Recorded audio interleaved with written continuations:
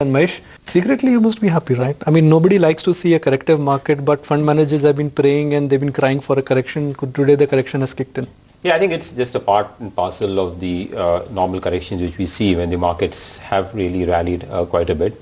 And yeah, we've seen the earnings season come through. There have been some disappointments, which have, by and large, I think earnings have been pretty much okay, I would say.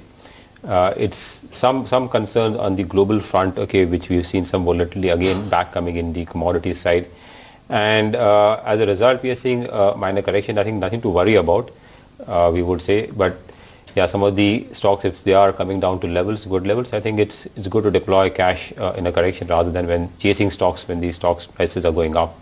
So how would you define what could be the nature of this correction? Is this largely because of a technical correction, or this correction is going to be slightly more severe because the earning support is not there and valuations really have to come back to the mean?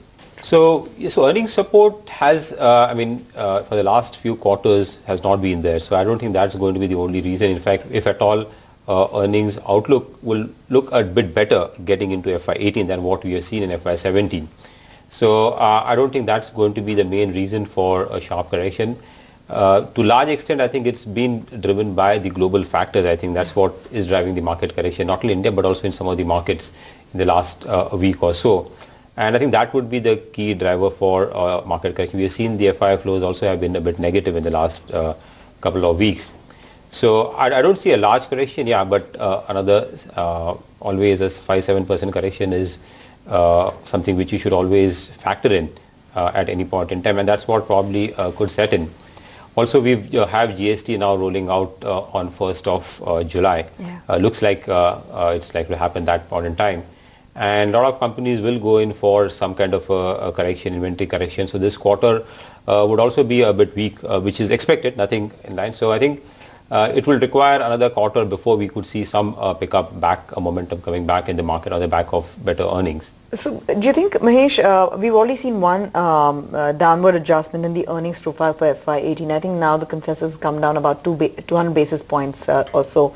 What are you factoring in terms of the earnings trend for this year? So this year we are looking at around 17% growth for FY18. Okay. Not much change from what we were after. Now. Yes. You know, we typically start with a higher number and then we kind of dwindle down. But that's been a trend, you're right, for the last 3 years or so. We've seen that. But I think somewhere around things also turn around. So always median expectations are around 15-20 in that range, analyst expectations. And either there's a disappointment, but at times we also things tend to overshoot. While it doesn't look like it will surprise big positive, there are no triggers, but there is no reason to believe that it could again a disappointment, because a lot of the negatives or this thing are to large extent factored in. The earnings, the ROEs are at historic low levels for the markets. Margins are also pretty low. So the benefits, what we saw about good monsoons, some pickup on the rural consumption, lower interest rates, should start to accrue to the bottom line. So given all these factors, I think we should be fairly see at least double-digit growth after 3 years of kind of a zero or very low single-digit growth for the Nifty earnings. Split down the middle, we've been talking about PSU banks and the rally that's faded away there, again, after 3 months. At least yesterday's session highlighted the same. And on the other hand, the high growth stocks but high valued FMCG names continue to draw interest. So how do you balance the two? Because one is undervalued, rallies for about 3 months, then it fizzles out and most of the time the rally is a hope rally that things will turn around for the sector. Whereas you have the true blue consumer names that continue to perform. Yeah, so I think in the period where we don't see a clear turnaround in the economy, I think market will look at companies where there is visibility and sustainability of growth, even though the growth might not be very large, but there is more certainty over there. And we've been positive on the consumer sector for some time now, and while there hasn't been any meaningful change in terms of the growth outlook over there, but clearly from the lows what we saw after demonetization, things are looking to improve, and as I said, consumption is likely to pick up a bit. So there is a flight to safety, I would say, but flight to company where there is more stability and more sustainability of earnings. The cyclicals, I think you will see some uptick over there, In the cyclical, I think we have seen the investments pick up in a few sectors, especially in a few areas. The railways, we have definitely seen a big pickup in ordering activity happen lately, and that will benefit. Housing side is still a bit weak, but again, if the affordable housing kicks off, and there are serious efforts by the government to really promote that, I think that should help to revive that sector as well. And then the other sectors, downstream sectors over there. But I think for the banking sector, PSU banks, other cyclical, I think there are certain challenges. Even the NPAs, while we seen the resolution, the government has come with a lot of amendments and new laws to really address that.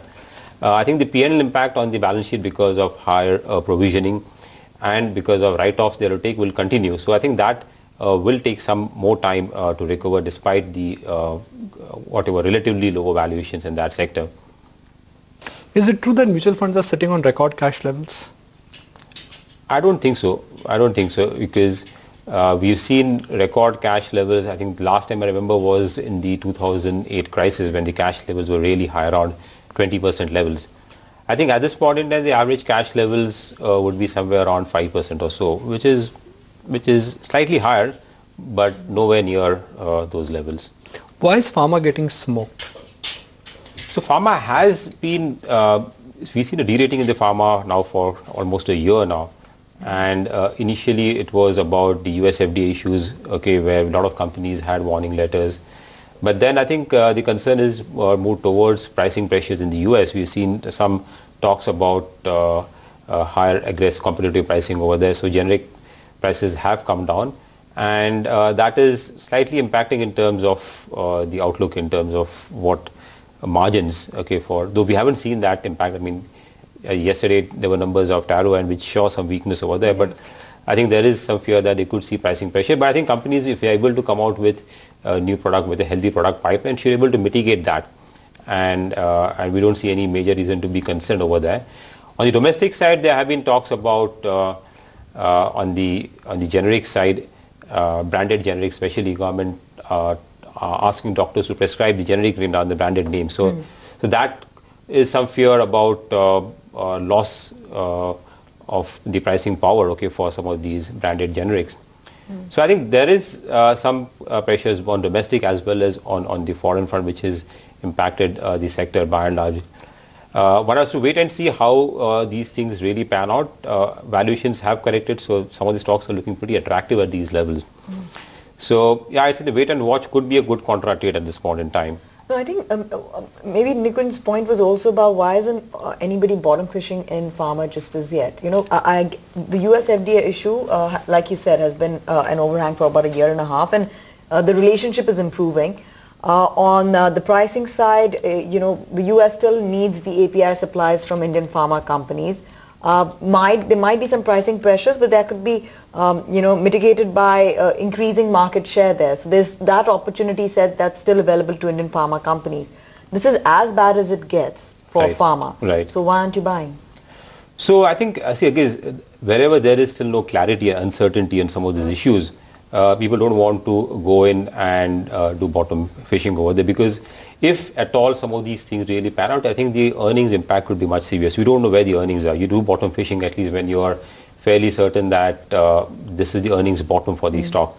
So with some of these clarity, there's no clarity on some of these issues and what impact it will have on earnings. It's too early to really bottom fish, but yeah, I think in stocks, certain stocks where there is a good product pipeline, I think we've seen companies doing well in the pharma sector. There'll be some divergence over there, yeah, exactly. Especially in the mid-cap pharma, some stock specific. Okay. So I think it will remain stock specific in this sector. I think that's the way I think it will play out before you could see the macro all around tailwind coming back in this sector. So Mahesh, IT is down, pharma, the chips are down, the aggregate earning is not great, FMCG is expensive, PSU banks you don't want to buy. What is left? No, so I think, I mean, at certain points in time, it looks like the same thing would have been true probably 6 months back, and we've seen the market do better. So the markets keeps on climbing the wall of worry, as they say, right? We've seen that all throughout last year. Yeah, there's a point where the market could consolidate. Definitely, I think it can't continue. There will be some hiccups down the road. And that's a phase, I think, probably which we are entering at this point in time. wouldn't be too worried about that. I think as long as the other fundamentals are fine, I think we're not going to see a magic wand and things will really turn around very sharply. It's going to be a slow recovery. But I think directionally, I think things are looking fine, and I think that's what keeps the faith for the investors also to come back to the market. So I think there is some period of consolidation, probably minor correction. The phone is ringing. When markets fall, even your dealers may be calling you. So you may choose to take that call. We can also address the markets fine. Now. Okay. OMCs got re-rated extensively. A lot of government businesses, they got re-rated extensively in last 12, 18 months. Where do you think there is scope for re-rating, like the ones we saw in government PSUs or like we saw in OMCs? Is there scope for anything which is unnoticed, and where there's scope for earnings re-rating and P re-rating? So earnings, again, it's very relative. Okay, we've seen what is a low P multiple and it's relative for the sector. But yeah, there are sectors like, for example, I mean, IT is currently at significantly below its historical P multiples. That's one sector where we see, if at all the growth outlook improves, we see discretionary spends go up a bit. Or rupee for that matter, if it depreciates, I think there is some potential for re-rating in the IT sector, at least looking at where the historic multiples have been over there. Apart from that, metals, yeah, I mean, the multiples are, the P multiples are still around like high single digits or so in that region. So there could be some potential to re-rate if at all we see some stability in terms of metal prices, and if at all what China is talking about of cutting down production that comes through, then you could see even some uptick over there. So I think in metal, still what the street is factoring and the current metal prices, there is still a gap over there. Current metal prices are still higher than what people are assuming. People are fearing prices will go down. If that doesn't happen, I think you could see some re-rating in that sector also coming through. So, we've spoken about the obvious themes in the consumer sector, in consumption. Autos continue to be a part of the core holding. I mean, again, the same theory, where there's growth visibility, so Eicher Motors, even a Tata Motors, which is not performed, I believe, is part of your core holding. But that sector, is pretty much the high conviction name even now. Yeah, so auto, again, we've got the two-wheelers, the four-wheelers, the different plan, the commercial vehicles. I think we are more positive on the four-wheelers and then two-wheelers. Commercial vehicles, I think, will still take time in terms of recovery. We don't see major recovery over there, coming in over there. And even though the data suggests that things are picking up, the CV sales? They are picking up. Every month it's slightly picking up, but still there's not major traction over there. It's still pricing. The discounts in the sector also are pretty high. So I think the margin pressures will remain. And again, moving into GST also, I think it is creating some pressure in that sector. So not so positive on the commercial vehicles, four-wheelers and then two-wheelers are where one would look at. That's how, and again, there is still some potential for, especially in the two-wheelers, okay, you could see some rebound in terms of growth. It's been a couple of years where we've seen a slower growth over there in that sector. So some amount of volume growth pick up in that sector. And again, in sectors where there is still under penetration, or we could see a longer term, I mean, especially in four-wheelers, I think there's still a market where per capita this thing is still very, very low. So you could see a long-term sustainable growth in that sector. So that's where I think the valuations could still remain pretty high, and the company is generating pretty good cash flows. So again, this is a sector after FMCG sector, the sector which throws a good amount of free cash flows, and that's one of the few sectors where you could see decent growth and good cash flows coming through. So we should not look at the screen and get worried. Yeah, I don't think so. I mean, should not. I mean, those volatility and those corrections in the market are something which we've seen a number of times. So I'm assuming that's a dealer who called you, and you must have given some instructions that on a market fall, go and buy.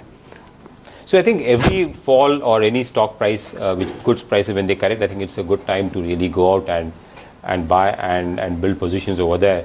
As I said earlier, I mean, it's always good to buy when things are coming down, so you can get the stock and the quantity what you want at the right price.